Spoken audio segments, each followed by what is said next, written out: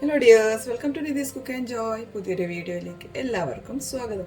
എല്ലാവർക്കും സുഖമല്ലേ? ഞങ്ങളും ഇവിടെ സുഖമായിട്ടിരിക്കുന്നു. അപ്പോൾ ഇന്നത്തെ റെസിപ്പി അടിപൊളിയായിട്ടുള്ള ഒരു തക്കാളി വാട്ടിയതിൻ്റെ റെസിപ്പിയാണ്.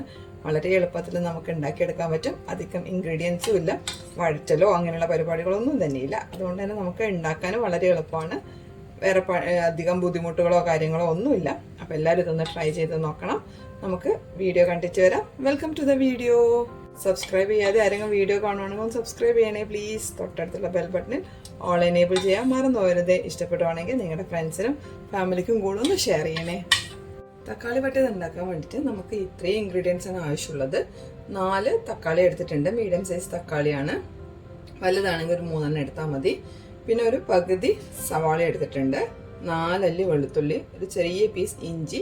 വെളുത്തുള്ളി ചെറുതാണെങ്കിൽ 4 എടുക്കണ്ട, വലുതാണെങ്കിൽ 2 എടുത്താൽ മതി. 2 പച്ചമുളക്, കുറച്ച് കറിവേപ്പില. ഇത്രയും സാധനങ്ങളാണ് വേണ്ടത്. തക്കാളി തൊലി കളഞ്ഞിട്ട് നമുക്ക് ചെറുതായിട്ട് അരിഞ്ഞെടുക്കണം. സവാളയും അതുപോലെ തന്നെ ചെറുതായിട്ട് അരിഞ്ഞെടുക്കണം. ഇതിനെ ഒരു ചീനച്ചട്ടി വെച്ചിട്ട് നമുക്ക് ചൂടാക്കാം. ഇതിലേക്ക് നമുക്കൊരു ടേബിൾ സ്പൂൺ വെളിച്ചെണ്ണ ഒഴിച്ചു കൊടുക്കാം.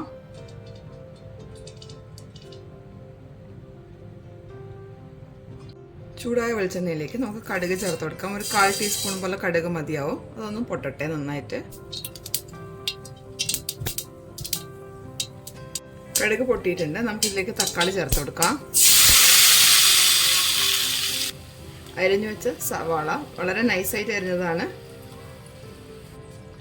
2 പച്ചമുളക്, നിങ്ങൾക്ക് എരിവ് വേണമെന്നുണ്ടെങ്കിൽ കീറിയിട്ട് കൊടുക്കാം. ചതച്ച വെളുത്തുള്ളി, ചതച്ച ഇഞ്ചി, ജസ്റ്റ് ഒന്ന് പൊട്ടിയാൽ മതി, നന്നായിട്ട് ചതഞ്ഞു പോകണ്ട.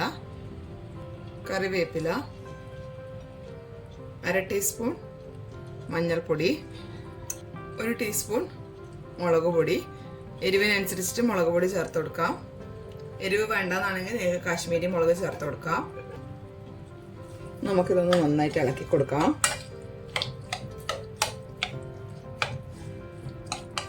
1/2 ടീസ്പൂൺ ഉപ്പ്. ഇത്രയും ചേർത്തിട്ട് നന്നായിട്ടൊന്ന് ഇളക്കിയതിന് ശേഷം നമുക്ക് അടച്ചു വെച്ച് വേവിക്കാം.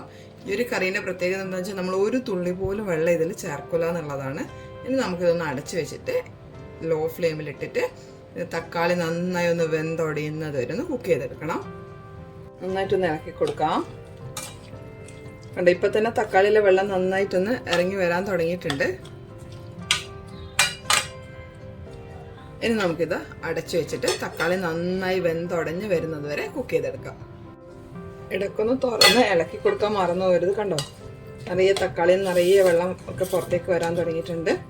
ഇടയ്ക്കൊന്ന് തുറന്ന് ഇളക്കി കൊടുത്തിട്ട് വീണ്ടും അടച്ചു വെച്ചിട്ട് തന്നെ ലോ ഫ്ലെയിമിലെടുത്ത് കുക്ക് ചെയ്തെടുക്കുക.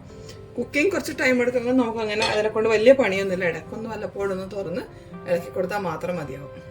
തക്കാളിയിൽ നിന്ന് ഫുള്ള് വെള്ളം നന്നായി ഇറങ്ങിയിട്ടുണ്ട്. നമ്മൾ ഒരു തുള്ളി പോലും വെള്ളം ഇതിൽ ഒഴിച്ചിട്ടില്ല. തക്കാളി നന്നായി വെന്തുടഞ്ഞ് അതിൻ്റെ ഒരു പേസ്റ്റ് പരുവാവണം. അതുവരെ നമുക്കിതൊന്ന് ലോ ഫ്ലെയിമിലിട്ട് തന്നെ കുക്ക് ചെയ്തെടുക്കണം. നിങ്ങൾക്ക് ഇതിലും കുറച്ച് ഗ്രേവി മതി, കുറച്ച് നല്ല തിക്കായിട്ടാണ് വേണ്ടതെന്നുണ്ടെങ്കിൽ നിങ്ങൾക്ക് ഇപ്പോൾ ഓഫ് ചെയ്യാം. അല്ലെങ്കിൽ കുറച്ചും കൂടെ സമയം അത് അടച്ചു വെച്ചിട്ട് തന്നെ വേവിച്ചിട്ട് നമുക്കൊന്നുകൂടെ കട്ടിയാക്കി എടുക്കാം. ഞാനിപ്പോൾ ഇതൊരു 3 മിനിറ്റ് കൂടെ ഒന്ന് കുക്ക് ചെയ്തിട്ട് കുറച്ചുകൂടെ ഒന്ന് തിക്കായി വരാൻ വേണ്ടിയിട്ട് ആണ്. ഇനിയിപ്പോൾ നിങ്ങൾക്ക് കുറച്ചും കൂടെ വെള്ളം വേണമെന്നുണ്ടെങ്കിൽ ചൂടുവെള്ളം, നല്ല തിളച്ച വെള്ളം ഒഴിച്ചിട്ട് ഒന്ന് തിളപ്പിച്ചെടുത്താലും കുഴപ്പമൊന്നുമില്ല. ഇപ്പോൾ ഈ സമയത്ത് നോക്കിയിട്ട് അഡ്ജസ്റ്റ് ചെയ്ത് കൊടുക്കണം. അതുപോലെ തന്നെ എരിവിന് വേണമെങ്കിൽ പച്ചമുളക് കീറിയിട്ട് കൊടുത്താൽ മതിയാവും.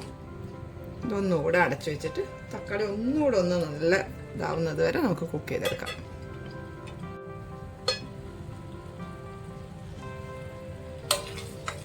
ഇതാ നമ്മുടെ അടിപൊളിയായിട്ടുള്ള തക്കാളിക്കറി റെഡി ആയിട്ടുണ്ട്. കണ്ടോ, നല്ല ടേസ്റ്റാണ് കേട്ടോ. സൂപ്പർ ഈസിയാണ്, അതുപോലെ തന്നെ സൂപ്പർ ടേസ്റ്റിയാണ് ഈ കറി. വളരെ കുറച്ച് ഇൻഗ്രീഡിയൻസേ വേണ്ടുള്ളൂ. നമുക്ക് ഒത്തിരി പണിയുമില്ല. ഇളക്കണോ വഴറ്റണോ അങ്ങനെയൊന്നുമില്ല. ഇടയ്ക്കൊന്ന് ഇളക്കി കൊടുക്കണം. അതുപോലെ തന്നെ അതിൻ്റെ കൂടെ നമ്മുടെ ബാക്കി പണികൾ നടന്നു പോകും. ടേസ്റ്റ് ബാലൻസിന് വേണ്ടി ഒരു നുള്ളു പഞ്ചസാര ഇട്ടിട്ടുണ്ടായിരുന്നു. വീഡിയോ റെക്കോർഡായിട്ടില്ല. എഡിറ്റ് ചെയ്യുമ്പോഴാണ് റെക്കോർഡാവാഞ്ഞത് കണ്ടത്. അപ്പോൾ എല്ലാവരും ഇതൊന്ന് ട്രൈ ചെയ്ത് നോക്കണം. ഈസി കറിയാണല്ലോ ഇത്. നമുക്ക് ദോശയ്ക്കും ചപ്പാത്തിക്കും ഇഡ്ഡലിക്കാണെങ്കിൽ ഇത്രയും കൂടെ ഒന്ന് സ്പൈസി ആക്കുമ്പോഴാണ് ഒന്നുകൂടെ ടേസ്റ്റ് വരുന്നത്. അതുപോലെ തന്നെ ചോറിനൊക്കെ നല്ല അടിപൊളി ടേസ്റ്റ് ആയിട്ടുള്ളൊരു തക്കാളി കറിയാണ്. അല്ലെ തക്കാളി വാട്ടിയതാണ്. അടിപൊളി എന്ന് പറഞ്ഞാൽ അടിപൊളിയാണ് കേട്ടോ. അപ്പോൾ എല്ലാവരും ഇതൊന്ന് ട്രൈ ചെയ്ത് നോക്കണം. ഇഷ്ടപ്പെടുവാണെങ്കിൽ നിങ്ങളുടെ ഫ്രണ്ട്സിനും ഫാമിലിക്കും ഒക്കെ ഒന്ന് ഷെയർ ചെയ്ത് കൊടുക്കുകയും വേണം. അപ്പം നമുക്ക് അടുത്ത വീഡിയോ ആയിട്ട് വീണ്ടും കാണാം. അതുവരേക്കും എല്ലാവർക്കും നന്ദി, നമസ്കാരം. Thank you for watching. Bye. എല്ലാവരും ഹാപ്പി ആയിട്ടിരിക്കുക, ഹെൽത്തി ആയിട്ടിരിക്കുക. ഷെയർ ചെയ്യാൻ മറന്നു പോകരുതേ.